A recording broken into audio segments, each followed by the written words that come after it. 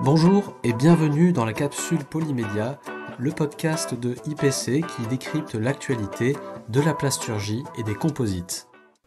Dans la transition vers une économie plus circulaire, le plastique recyclé devient une matière première à part entière, mais aussi une contrainte réglementaire. Alors les secteurs emballage et automobile, emblématiques de la filière plasturgie, sont concernés au plus haut point.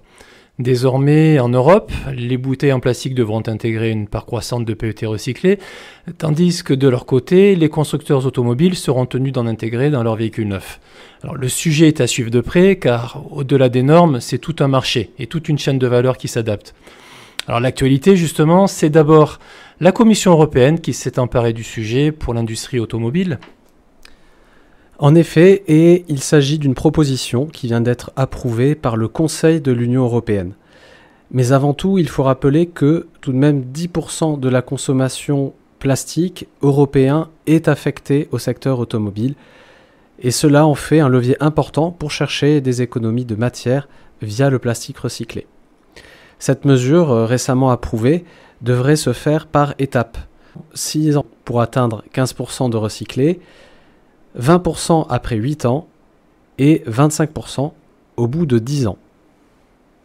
Alors, est-ce que l'on peut dire que cette mesure est suffisante ? Cette mesure est en tout cas nécessaire et elle devrait s'accompagner de mesures pour faciliter le démontage et le recyclage des composants automobiles.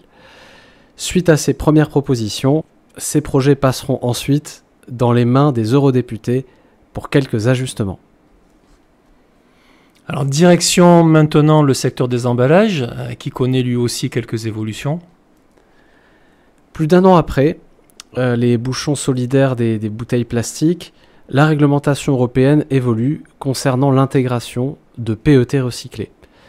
Initialement définie à 25%, la quantité de PET recyclé vient de passer à 30%. Cette obligation s'accompagne d'un objectif ambitieux, celui de réduire de 80% la consommation de bouteilles plastiques à usage unique d'ici 2026 et de 90% à horizon 2030. Et est-ce que l'on note déjà un impact de cette mesure ? Ce qui est sûr, c'est que certaines entreprises comme Danone, Nestlé Waters ou Coca-Cola ont déjà réalisé d'importants investissements pour intégrer du PET recyclé.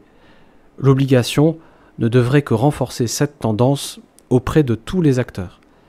Autre conséquence, moins immédiate, est une possible hausse des prix, résultant d'une hausse de la demande de PET recyclé d'origine alimentaire, les pays et les entreprises cherchant à sécuriser leurs approvisionnements. Enfin, les normes strictes de pureté et de sécurité pour la qualité alimentaire nécessitent des infrastructures de recyclage, des processus de tri et de transformation plus sophistiqués, ce qui là encore fait augmenter les prix. N'oubliez pas que vous pouvez continuer de suivre nos podcasts d'actualité en vous rendant sur le blog du CTIPC ou en vous abonnant à ce podcast sur Spotify. Nous vous disons à la semaine prochaine pour un nouvel épisode.